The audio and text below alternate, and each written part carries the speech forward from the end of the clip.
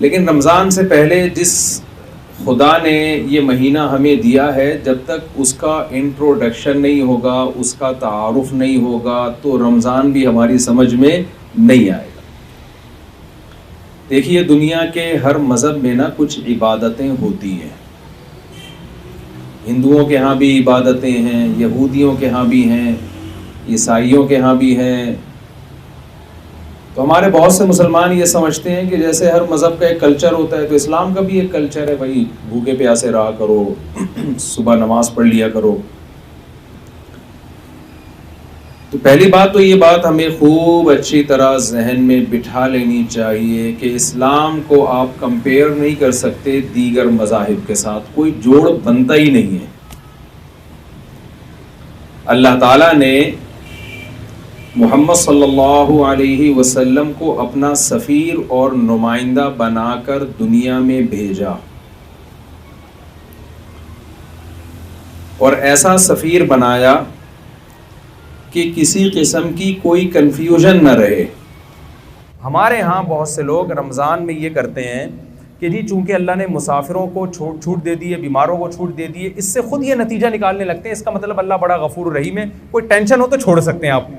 ना ना ना ना ना ना ना, सफ़र और बीमारी के अलावा अब छोड़ने का ऑप्शन आपके पास नहीं है। शदीद तरीन गर्मी है, नहीं छोड़ सकते।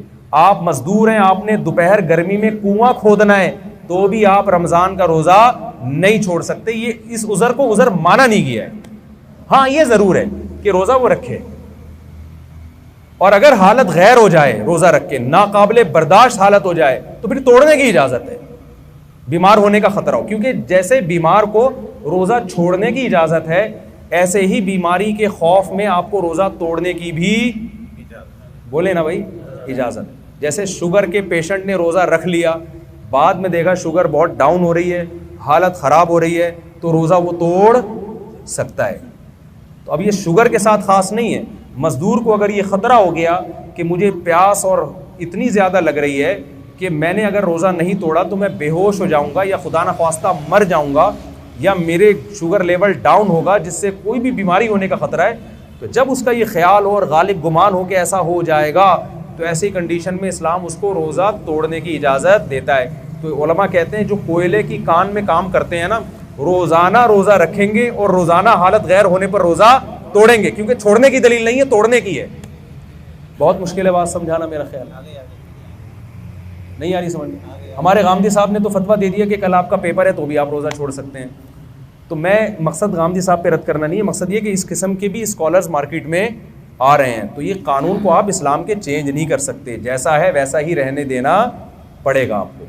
तो आपके पास गर्मी की शिद्दत की वजह से, जॉब की वजह से, पढ़ाई की वजह से, पेपर की वजह से रोज़ा छोड़ने का ऑप्शन नहीं है, और तोड़ने का भी पेपर की वजह से नहीं है, तोड़ने का बीमारी की वजह से है। समझ में आ रही बात कि नहीं आ रही? उलमा एक ज़बरदस्त बात कहते हैं कि माल की ज़कात पैसा है, बॉडी की ज़कात क्या है? बोलें, रोज़ा। जैसे माल की ज़कात देने से हदीस में आता है कि ये मैल कुचैल है जो आपके माल से निकल जाता है, तो इसी तरह बॉडी की ज़कात से भी आपकी बॉडी का मैल कुचैल क्या होता है? रोज़े के ज़रिए निकल जाता है।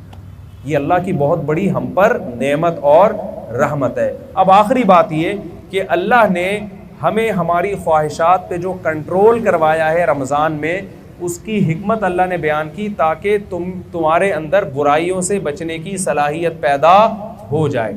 लेकिन अफसोस के साथ ये कहना पड़ता है कि जैसे हम रमज़ान से पहले होते हैं, रमज़ान के बाद भी बिल्कुल एज इट इज़ उसी तरह होते हैं। 1.001% भी हमें चेंजिंग नहीं आती। उसकी वजह यह है कि हम रमज़ान को रमज़ान समझ के और उसकी हिकमतों को सामने रख के गुजारते नहीं।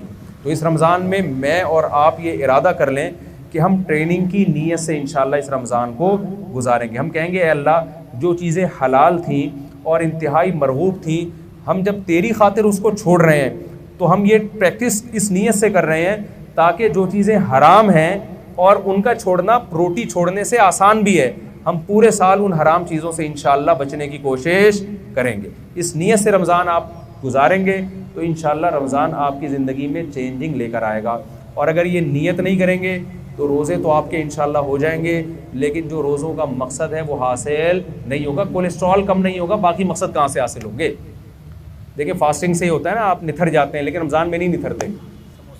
उसकी वजह यह है कि जो आपने सुबह से लेकर शाम तक परहेज़ किया है, वो इफ्तारी में जो खाने की स्पीड और जिस किस्म की चीज़ें खाई जा रही होती हैं, तो रमज़ान में जो मादी हिकमतें हैं उन हिकमतों की ऐसी की तैसी हो जाती है।